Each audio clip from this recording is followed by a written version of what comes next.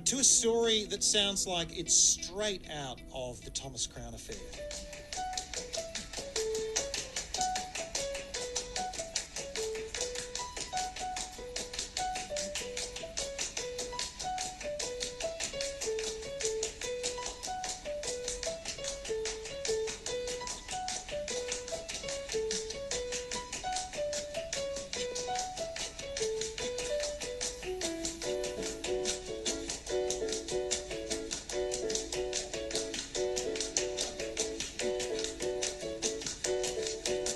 This is a story that, well, you could be excused for thinking it's straight out of a Hollywood thriller, but trust me, this happened right here in our backyard. A Napoleonic art piece that was on display at a regional art gallery, part of a broader NGV collection. It goes missing, never to be seen again. Several years go past with no knowledge of where the piece is or who's taken it. That is until a man from New South Wales tasked with finding lost or misattributed artworks stumbles across the missing piece online, of all places. On eBay. Is it almost too good to be true? Well, let's find out from the art sleuth himself. Lee Capel is the director of Bella Epoch Fine Art and Antiques. Lee, good afternoon. Good afternoon. Thank you for having me on the show. Would you prefer if I called you Thomas Crown? That might be a good nickname for future reference.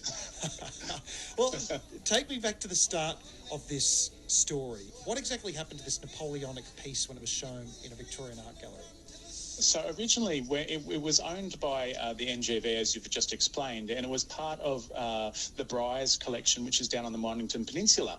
And in 2014, there was a robbery where 10 pieces were taken from the gallery, and as you said, they vanished. And I somehow stumbled upon one of these pieces on eBay by a complete accident, because I was at the time looking for portraits for an upcoming portrait exhibition for my gallery. So what was it listed as? How did you know that it was the piece? Well, originally it was listed as Portrait of Josephine, portrait miniature, and it was a very high quality work, and also it was from the age of around the time when Napoleon was kicking around. So purely because of quality, that's why I thought it stood out, because usually I don't buy portrait miniatures. So I went ahead and purchased the work without any knowledge that it was a stolen work.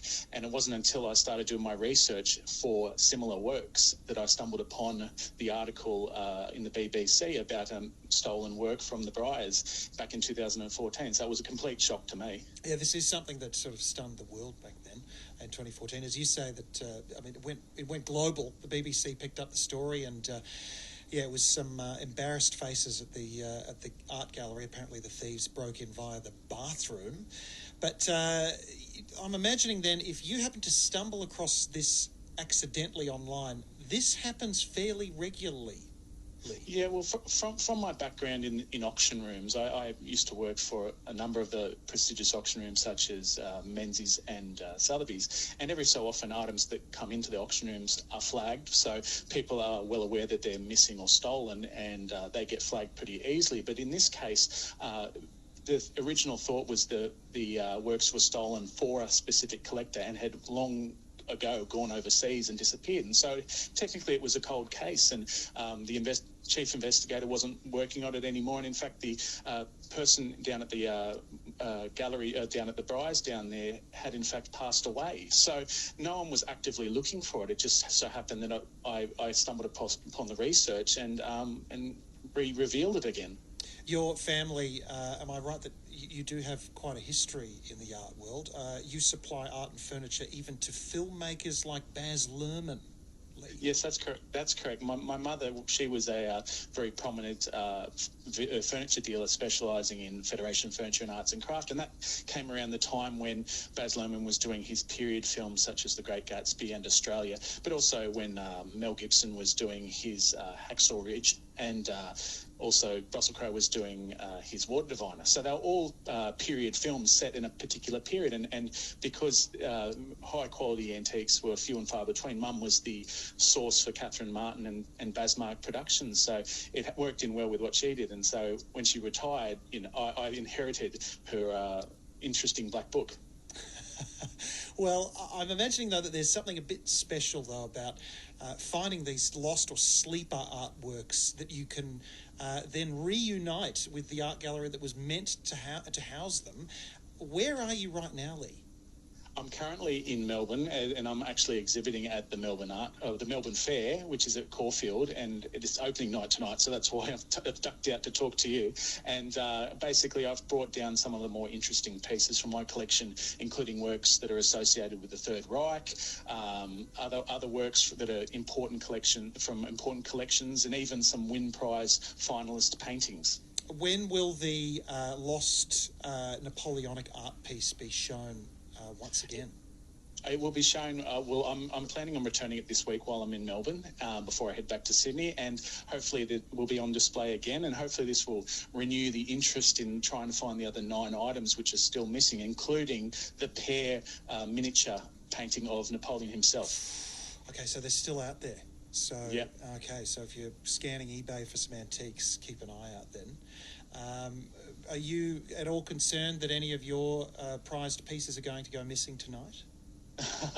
You just never know. Well, the security here at Caulfield's very good, but that's always the case because artworks are very hard to put back on the market on the internet, especially if they're labelled right and they're by a specific artist. So I'm quite lucky in that respect. But still, artworks can disappear onto the black market for years, as I talk about in some of my lectures, where I lecture on stolen artwork. Okay, well, just watch anyone going into the bathroom, particularly if they look like Steve McQueen. Very good. Thank you, Lee. Appreciate your time. Thank you so much for having me on the show. That is Lee Capel, who is the director of Bella Epoch Fine Art and Antiques. He is an art sleuth. Perhaps a better name would be Mr. Thomas Crown.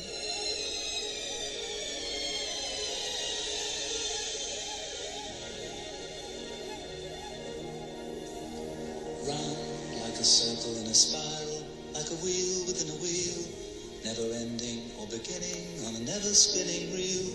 Like a snowball down a mountain or a carnival balloon.